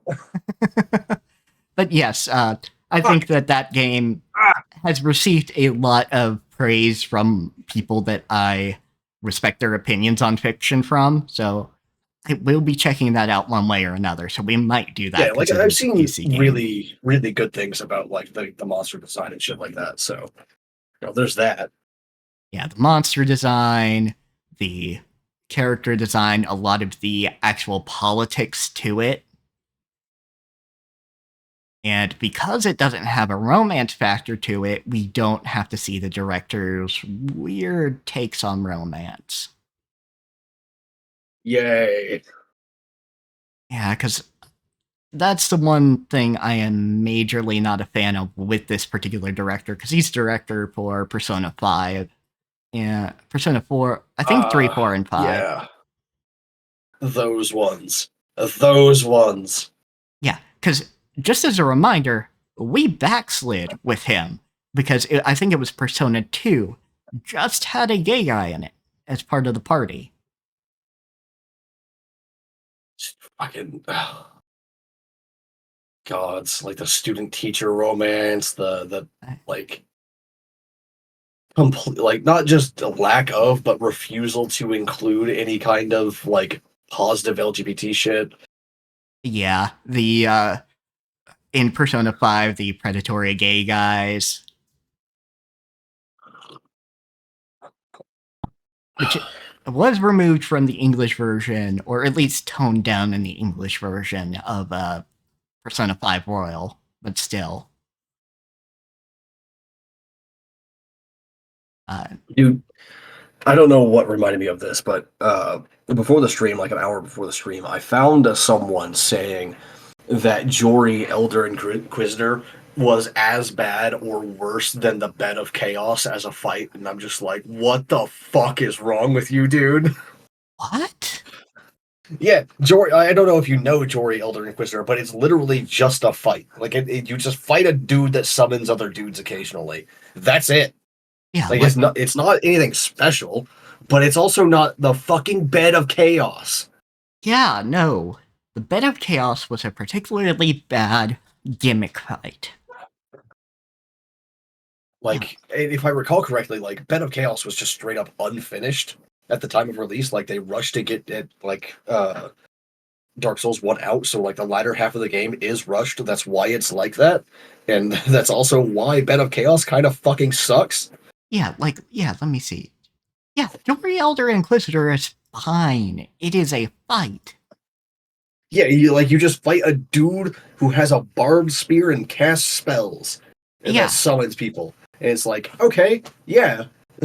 Yeah, not like I can't think of a single instance where Jory Elder Inquisitor is worse than Bed of Chaos in any way except for lore, and that's not a knock on Jory Elder Inquisitor. That's praise of Bed of Chaos, because Bed of Chaos is the twisted remnants of a woman who tried to save the world and failed. Yeah, that's it. And yeah, we don't have pits that are instant death. We don't have shit that's going to knock you into said pits. There's nothing here with Jory that suggests anything particularly bad with this fight. So I think Jory Elder Inquisitor is not required. Just straight up not required to beat the game. Well, then the whole DLC isn't required, but like even assuming that you were talking about the DLC itself, it's not required to get to the final boss of the DLC at all. Yeah, no. And it's just a summoner fight. That's not a huge deal. Yeah, like I don't think that Jory Elder Inquisitor is one of the best fights of the game at all. But it is at least like vaguely interesting in that it's a dude that uses your own tactics against you. Like he summons dudes, you summon dudes. Like that's interesting at least. There's only a couple other bosses that do that, so it's got some uniqueness to it, but it's also just like a fight. It's not Bale or Mesmer or fucking even the fight that comes up after Jory, which is Midra. Like I love the Midra fight. Midra's great. Yeah. A little too easy, but like still fantastic. Now let me see. Like the fucking takes I see from like randos. Yeah. I think media literacy and like media criticism should be a required class in high school or something, please. Seriously. Like, just being able to do some goddamn, like, apples to apples comparisons would be nice. Because even if you went, oh yeah, Jory's a bad fight, you would compare him to other summoner fights. Yeah, other gank fights is what the community calls them. Like, come on. Compare him to, the Godskin Duo, or the Spirit Caller Snail, or, or fucking even Renala Phase 2. Yeah, or the Explorers in Dark Souls 2. Yeah, like the Tomb Explorers. Like anything that actually come on. is comparable. Please. Just anything. Although Godskin Duo, I think, counts as more like a duo fight than a gank fight. So for those who don't like follow how the people talk about Elden Ring, duo fights are 2 people, and gank fights are 3 or more. And it's the same for the rest of the series as well. So like Ornstein and Smo is a duo fight. The Tomb Explorers are a gank fight. Like that's just the difference. And a good duo fight is like the Demon Prince, where one of them will be inactive and just like do some harassing attacks, while the other one is the one that has the main moveset that you've got to fight at any given time. It'll swap back and forth, but that's how you do a good duo fight. Godskin Duo is not like that, but it's also not as bad as people think it is because it's just a Godskin. You just crunch them. You just crunch them, and then you only have to fight one at once, one at a time. Just kill one, and you're good. Unless you murder the NPC that's supposed to help you there, you just always have help no matter what quest line you've done. Go for it. I think Elden Ring is a big point in favor that you've been supposed to, you're meant to summon the NPCs for these fights when they're available, like genuinely. Yeah, like the design is for you to like summon these guys. Yeah, like if you neglect to do that, you are making it harder on yourself because you want to make it harder on yourself. Yeah, like it's not that these fights with NPCs are designed so that you can fight them alone, and then if you need extra help, you can summon NPCs. Rather, it's more like you're supposed to summon these NPCs so they can take aggro from you, off of like multiple bosses, right? Like the gargoyles, the Belfry gargoyles in Dark Souls 1. You're supposed to have Solaire there so that he can distract the other gargoyle. And you're not like dealing with 2 motherfuckers at once. Because, like, come on. It's the same thing with Ornstein and Smo, actually. I'm pretty sure you get summon Solaire for that one. So you're supposed to have help in all of these fights where you fight more than one dude. Yeah, you're supposed absolutely. to. It's designed like that. But people make it harder on themselves. And don't get me wrong, like if you want to pursue that kind of difficulty, have that, but don't like it's required. Yeah, don't claim it's a poorly designed boss fight because you didn't engage with half the mechanics of the boss fight. Come on. Yeah, Like even absolutely. Demon in Pain and Demon Below, the Demon Prince fight, that one's that even has two summons. It's Lap and Gale. You can summon both of those, and both of them have major quest lines in the DLC. Yeah, in fact, one of them is the final boss of the DLC. But that's not the point. Yeah. It's like you're supposed to summon these motherfuckers to help you with this really hard fight. Yeah, absolutely. Let's see.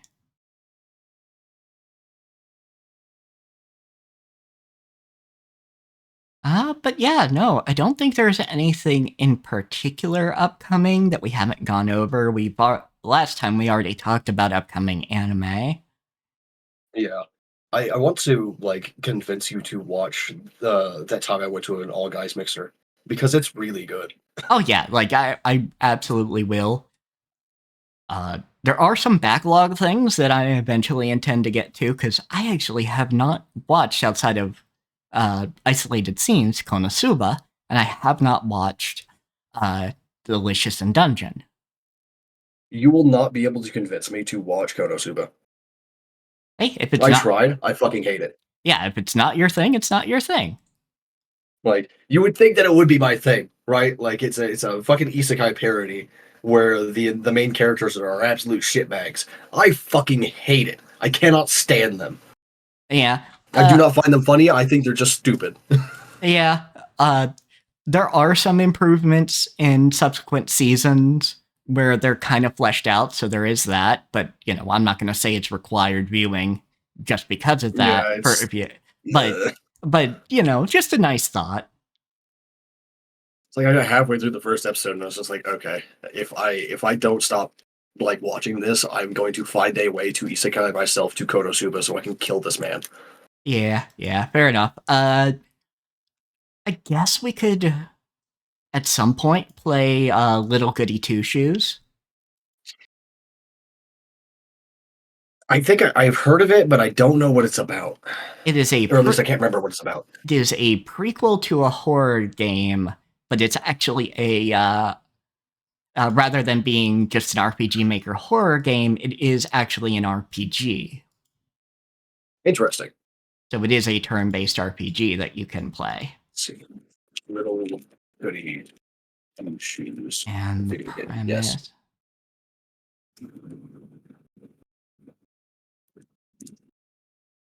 yeah, there once was Elise, a vibrant and ambitious young lass with a big dream: become filthy rich. She seems like it seems like this is a like a fairy tale RPG. Because Yes, her, for some reason, her design immediately brought to mind Little Red Riding Hood, even though she doesn't have a hood on. yes, And then, of course, like one of the screenshots has the two slippers in the box, yep. So that's much more Wizard of Oz than that, but or Cinderella, or Cinderella. one of the two. Could be both. Could be just one. I don't know. But yes, it is very fairy tale based. I mean, it literally says one of the taglines in the Steam pages: "Dive into the fairy tale." I don't see that anywhere. Oh, there he is. Yeah. Okay. I was just judging that based off like the fucking the screenshots that I saw. Yep. So yeah, there's the little piggies as well, being Yeah. bakers. And I do know that there is a queer romance in this, at least one. Yeah, it is tagged with LGBT, so Yep. And I happen to know that from people I know talking about it, there's a queer romance in there.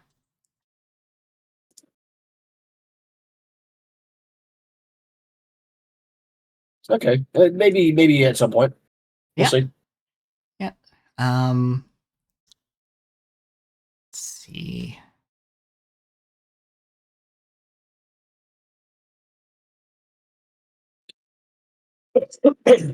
Yeah, I don't notice anything off the top other than that I was deeply thinking about.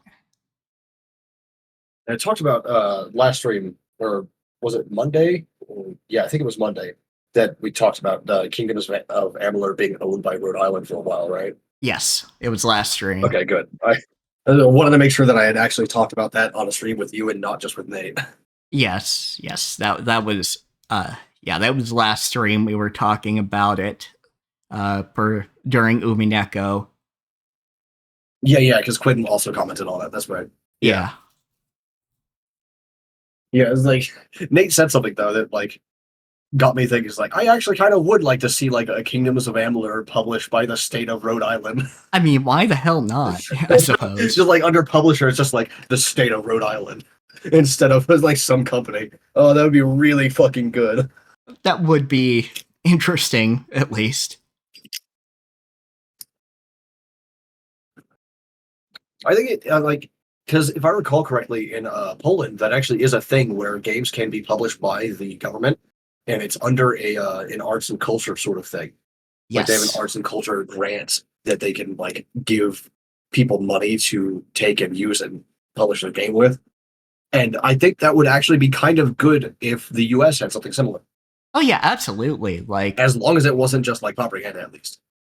Yeah, that's one of those things where I am very much like I am of the opinion, and some people in the industry actually disagree with this opinion, and not just executives, that all video games should be under a license where if you discontinue service of that game, such as something like Final Fantasy XIV, that code is made open source. Yeah, and actually, I know someone who is like that. Ross's Game Dungeon. I can't remember the name of the channel now, but Ross's Game Dungeon. Yes, Ross's Game Dungeon is who sparked the conversation on the Cursive Farms. There we go. Yeah, Cursive Farms. But yes. Oh, excellent! A new Game Dungeon episode was uploaded 3 hours ago, right before stream. I know exactly what I'm gonna do. We're done here. Yes. Well, there you go. There you go. But yes, I happen to agree with Ross on this. I do too, yeah. Which made me a little disappointed that Pirate Software does not. You can't expect anyone to be perfect, right? Thor's gonna have some bad takes occasionally. Yeah, you know. He's still a good guy. Yeah, you know, you can have like one of his bad takes is playing fucking WoW again. All right, that's one of his bad takes. It doesn't matter how good modern WoW is; it's still published and developed by Blizzard. So yeah, though I also kind of get it in that he also worked on WoW. So I do understand why he's doing it again. It's just like I could never personally, like I can't support that kind of shit. Yeah, no, I absolutely cannot support that company. Tailing off of like the last stream, like I can't literally feel disgust towards these people, but they do disgust me. Yeah, like if I ever were to play WoW, it would be pirating it. Just straight up. Like a private server? Yeah, private server. I don't think I could. Like, even then, like, I just don't want anything to do with it anymore.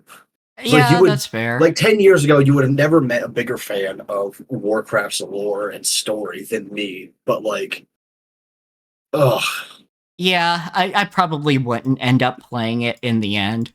I also am not a huge fan of how World of Warcraft's game loop works, even with the experience boosts that private servers can have. Yeah, like originally, like it was fine because we didn't know any better yet. Back in the early days of WoW, because it was new genre was this big MMORPG thing. So yeah, because that's one of my main things is the only MMO I've been able to stick with has been Final Fantasy XIV.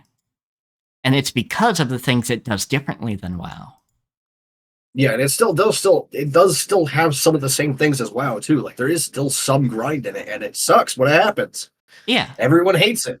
Yeah, nobody's a fan of it. Everybody dislikes it. Though the grind is usually not that bad these days because they've learned their lesson, but yeah, it's just like they didn't go back and like up the amount of like fucking materia you get for your Realm Reborn relics, which is stupid. They should just up it. Yeah, they really should. I don't know if it's possible to do so easily. It probably isn't because spaghetti code, but still. I think it's probably Either that, or it's just like they just don't have the resources for it. There's more important things to do. yeah, it could just be there's more important things to do. That I would believe. Like one of the two, maybe even both at the same time. Yeah. But yeah, in general, it is a what I like and will inform game design from me is that your classes and class skills have a story element to them. Yes, like that. Okay, I mean, this is the same rant I've gone on like 6 times already, but I miss Plunge from Death Knights, not because I liked the extra damage, but because it like was one of the few skills that we had as Death Knights that indicated where the fucking class came from. And it came from Dragoons. It's an Ishgardian class. So, like, not having a knight that jumps in Ishgard is stupid. Give me the jump. Shadow Strike is cool, don't get me wrong. But yeah, also Plunge is just better. Yeah, and Plunge is just really great. It's got the excellent flavor. Just give me the animation. Keep the same like cooldown and charge and all the other stats of the current Shadow Stride, and just give me the animation. Let me jump towards a motherfucker and then hit them with an auto attack. It doesn't have to be an actual attack. It could just be the auto attack damage. It's fine. I don't give a shit. Yeah, it does not need to be the damage it currently has. That is something that I should look into. Is the Final Fantasy XIV TTRPG. Yeah, haven't done that yet, have we? Nope, we have not done that yet, and I imagine there's probably some good mechanics to steal from there. Probably. I don't know if there any would fit in AWRPG, but that's because like AWRPG is almost completely like built out already. It's almost completely finished. I just have to write down and codify a few things, and that's it. Even then, you might be able to steal some rules for setting specific stuff.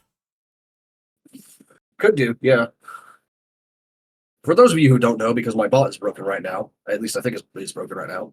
Let me check real quick. Yes, it's broken right now.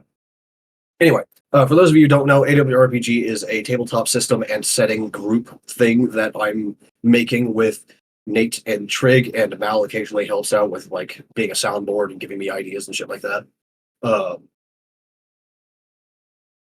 playtest occasionally.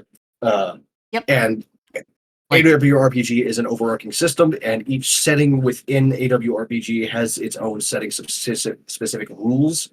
Like, for example, in AWRPG, if you are in the Well of Souls setting, you do not have an electronics skill because there aren't any fucking computers. You have Arcana instead.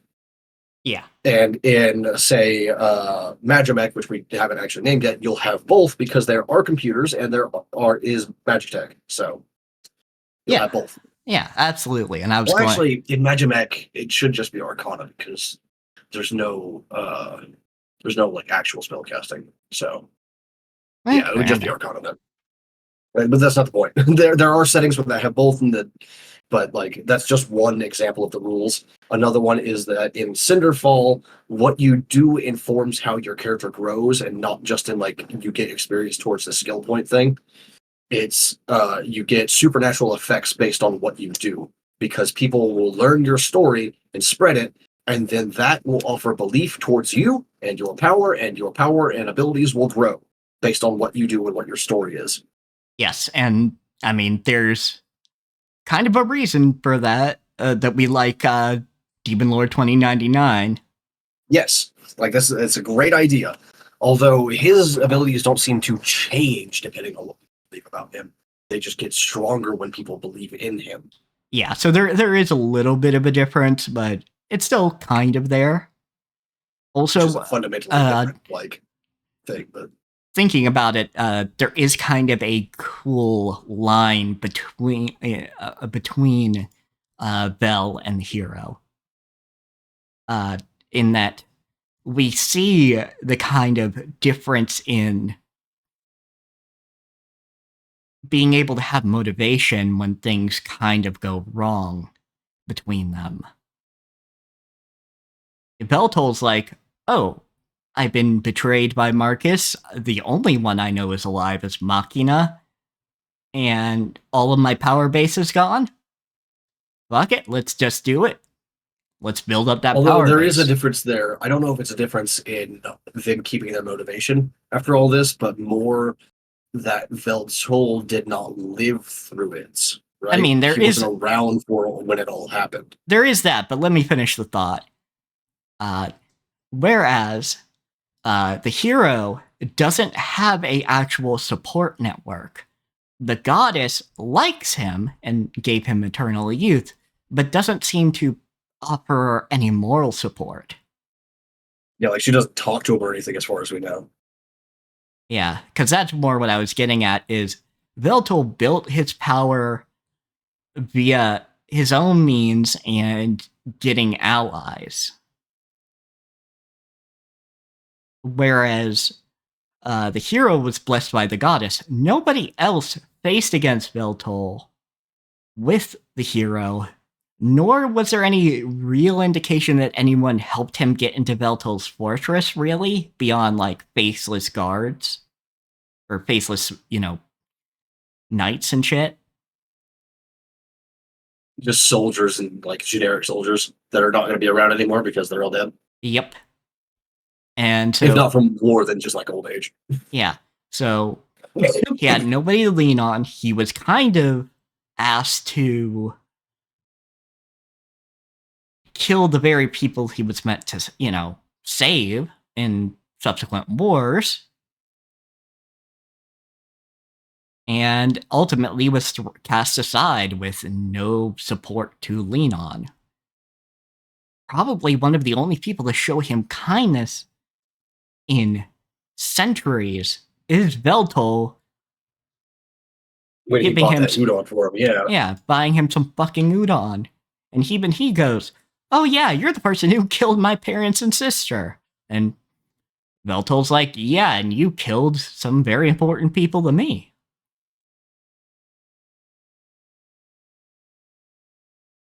Almost almost like the cycle of violence isn't the actual answer.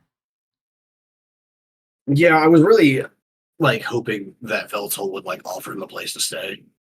And just come back with him in tow, and Machina would be like, "What the fuck is this? What is going on?" I think that's gonna take a few more attempts at it. Potentially. But I was hoping it would happen right then and there because that's what I would have done. It's as a demon lord, I've been like, "Hey, you want a place to stay, dude?" Yeah, but I think they need to. You're not gonna be very good at your job as a hero if you're sleeping on the streets. Come on.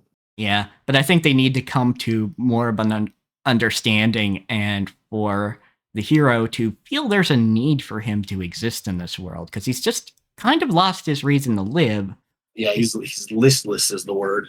Yeah, because it's not like he's actively suicidal. It's just he doesn't feel like he's got a reason to live.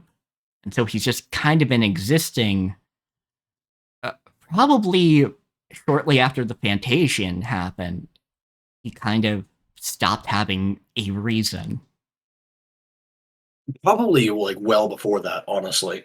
I mean, they're probably... Because the Fantasian only happened 80 years ago or some shit like that, right? So... I mean, fair, but I also mean the Fantasian probably gave him shit to do in the short term. That's true, yeah. And it probably, gave him something to do to, protect some people from the after effects. Yeah, exactly.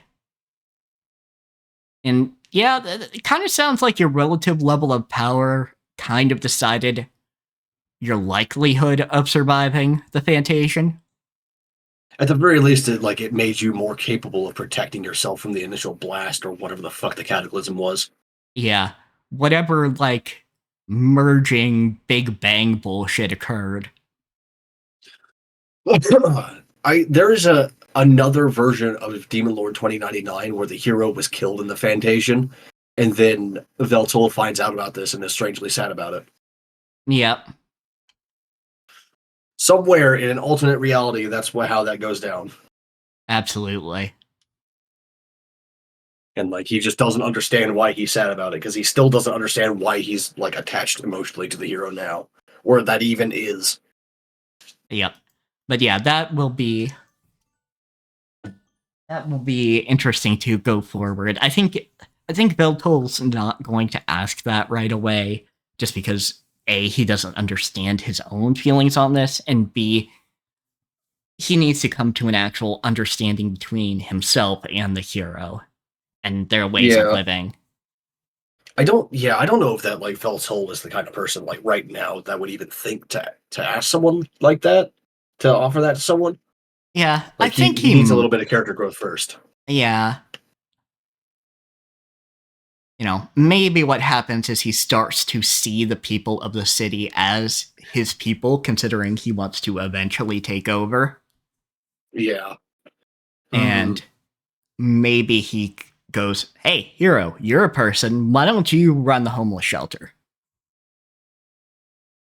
That would actually be really good, like running a homeless shelter or a clinic for the poor or something like that. Yeah, something like that where he can go, "Hey, help these people. You don't have to help them with your sword, which you still carry around." Yeah, he actually Veltol could pull a in Eins Algon, and with a so for those of you who haven't watched or read Overlord, at one point the main character of the thing Eins Algon takes over a kingdom or a city or something like that. I don't remember the name of the city, and he uses his other face, his other like his Identity. secret identity. There we go. Yeah, his secret identity as Mamonga or Mamon, something like that. No, one of those two. One of those is his actual name, and the other one is the name of the fucking Character, yeah. I think it is warrior. Momonga. Anyway, he uses his name as the warrior and a hero and all that stuff to guarantee that the people of this city will be safe. Because if the sorcerer king does anything bad, I'll stop him. But it's actually just him. He's playing both sides. Yeah, he's both characters. So there's something like that could be done. Yeah, like Veltol could do something similar, but like with the hero who is actually a different person. Yeah, or like just like invite him to be like, "Hey, I'm going to take over the city, and if you stick with me, you can stop me if I do anything that you don't like." Yeah, they could even run it not exactly like a republic, but kind of in that there's somebody to represent the immortals and there's somebody to represent the mortals. Yeah, although I don't really know the difference between immortality and agelessness in setting. I know there's a difference because Veltol says that it's different, and so does the hero. Yeah, I think it has to. I think it has to do between actual immortality and the usual word we'd use is conditional immortality. Yeah, but like the problem is like that the hero can live no matter what, the hero can live no matter what as long as he's not slain. Now, but that's also the case for a lot of the immortals too, because not all of the immortals are like Veltol, right? Well, that's the thing is, it becomes murkier now that immortal slaying weapons exist. But yeah, but like the hero also killed. That's the problem. Like, because like the immortals can die without the hero or an immortal slaying weapon. When? Maybe the difference is like how hard it is to kill them, right? Like maybe it's regeneration or durability or some shit like that. Yeah. Like there's each one. Yeah, but also when were they killed without an immortal slaying weapon? That's true. We don't know when the hero got his sword, huh? Or if the hero's sword even counts as an immortal slaying weapon. We don't know. Yeah, it might be specifically it was, but yeah, I assume so because either the weapon itself is, or it's the weapon channeling the magic of the goddess. Yeah, I don't know, but like you would assume that they could kill immortals before that because like I'm assuming not. I'm assuming that rather than killing Machina if she fell into the volcano, all that would occur is she'd be burning perpetually.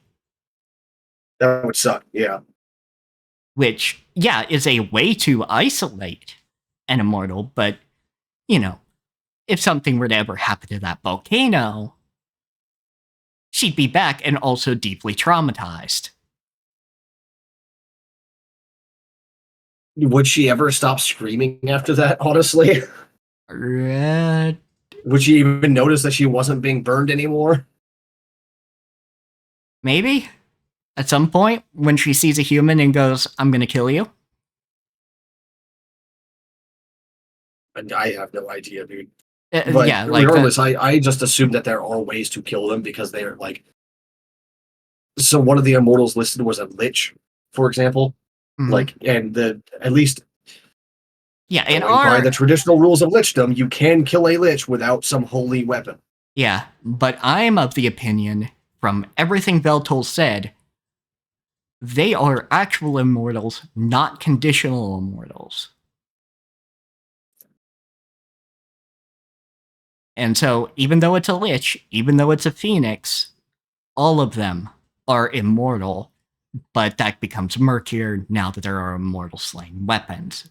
But that does require, like, you having an immortal slaying weapon. Yeah, because like in my own work, eternal youth and agelessness does put you in the category of immortal, just a different kind of immortality. Yeah, so like you're still like squishy immortal. It's just you're not gonna die of old yeah, age. so I think the dividing line here is conditional immortality versus actual immortality. And so the hero has conditional immortality. All other immortals have actual immortality. He is biologically immortal, but like he can still be stabbed in the chest and die. Yeah, exactly. Not that it would be exactly easy, because apparently he's still wearing his fucking armor Yeah, all the time, and it's not even rusted. Yeah, and that is the other line that we have between Veltol and the hero. Yeah, Veltol has actually like managed to assimilate into this world pretty well. Yeah, he's able to, and I really appreciate this. He's able to cotton on to the basics of technology very quickly thanks to his sage abilities. Yeah, his abilities to like see the makeup and use of an item whenever he touches it. Yes, so he understands, oh yeah, this works. Oh yeah, even if I can't use it, I know how the familia works. Which also probably means he knows some of the quirks with it that might work in his favor fighting against somebody with a familia. I should hope so. And in fact, I hope he actually manages to fix the problem with him that keeps them from being able to be implanted into him. Maybe, but I have a feeling what he'll probably do is just work on his own spell speed and work without one of these. To prove his superiority, Yeah. That does sound like more like him. A, to prove his superiority. B, I wouldn't put it past Marcus not to have a small bomb in there. Yeah, fair enough. All I can think of from now on, whenever someone says small bomb, yeah, exactly, it's gonna be the small bombs. Yes. Show up for our Umineko streams. You'll actually start to understand the small bombs thing. Or you could just look it up. Just type in Umineko small bombs and figure it out from there. Yeah, absolutely. Though, honestly, probably just start from the beginning if the plot of Umineko sounds interesting to you. Yeah. If it doesn't sound interesting to you, Just, look up the meme so you have the context for what the fuck we're saying. But honestly, there is a lot of overlap of different people who would like Umineko, so consider it. Yep. It's weird for me because when we're not streaming Umineko, I kind of don't want to, but as soon as we started, it's like, oh yeah, I'm into this. Let's go. Yeah. Because it's like I don't get it. I don't understand. Yeah, I don't feel like streaming, but the minute I sit down and we're talking and we got the flow going and, the mysteries are right in front of us. Because to be real, I almost always feel like streaming, to be honest. It's nice. I like doing this. Yeah. Though, I don't know if I'd like streaming if I didn't have somebody as a co-host. Yeah, that's where I'm at right now. Genuinely, I haven't done solo streams in so long regularly that I'm just not used to it anymore. And secondly, since I became disabled. I can't remember things very well. I will forget my sentences halfway through them constantly, and it makes it very difficult to keep a running dialogue going. Yeah, absolutely. So, yeah, I like having a co-host of some variety, which, if I have games and people that want to pursue those games other than Kat, we will have other co-hosts in the future. But right now, Kat and I are kind of on the same wavelength of content, so it just kind of works. Like, for me at this point, it's sort of like I need either a co-host or multiple people in chat talking. Like, yeah, exactly. People talking. Like, I'm not gonna pressure any lurkers. Like, you guys are fine. I love you. I appreciate you. You don't have to talk if you don't want to. So just don't feel like I'm pressuring you. Yeah, no, absolutely not. But it's one of those things. I feel like I need something to bounce off of. Yeah, exactly. I need something to bounce off of, and my chat are lurkers, which is fine. Again, like, you guys do you. I am just happy to be monitor content for you. I'm not even second monitor content. I'm third monitor content. You just put me like way in the background. Yeah, so I don't mind that. Though, if you guys have thoughts and opinions on Umineko stuff, I would like to see your theories as well on the Umineko VODs. Like, do not be shy about that if you do not know the plot. Obviously, if you know the plot, you'll have to keep it under your hat. Yeah, please don't spoil shit for us. Yeah, we've done it. Like, that's one of the reasons why I haven't played like Greedfall yet on streams, because I really want to, but I also need someone in chat catching the spoilers before I get there. Yeah. So yeah, we've done enough of the spoiling for ourselves with Umineko. Yeah. I still want to know who the fuck the trans person is, but we got to get to episode 7, so. Yep. Apparently. Apparently episode 7 focuses on them. I don't know. This is like half-remembered conversation from like 8 months ago. Yeah, like, episode 7 is whereabouts they're more explicit about it in the manga. Or in that side episode. Or whatever. But yes.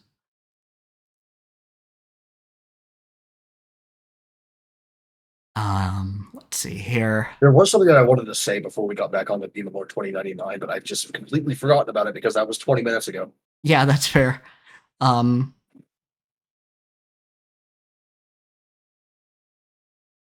been trying to remember what it is this entire time, which is why some of my responses have been like sort of lackluster. Yeah, I don't know. Just like struggling to remember what it was. Maybe at some point I will show you Majora's Mask on stream and get your opinion on it. Because I remember enough of that to get through it pretty well. Yeah, fair enough. I haven't watched people play it, but I don't remember much about it aside from like the moon and the cycle, the 3-day cycle. Back in time. Yep. Yeah, there's that. Something about a fucked up mask, maybe? I mean, you would think with the name, yeah. But yes, there is a fucked up mask. There are many fucked up masks, but there's one in particular. Yeah, that's probably the one I'm thinking of. I could not describe it. I just know that like I have a vague image in my head of a fucked up mask. Yeah, there's a fucked up mask possessing the person who's the main villain. And there's also the fucked up transformation masks you put on.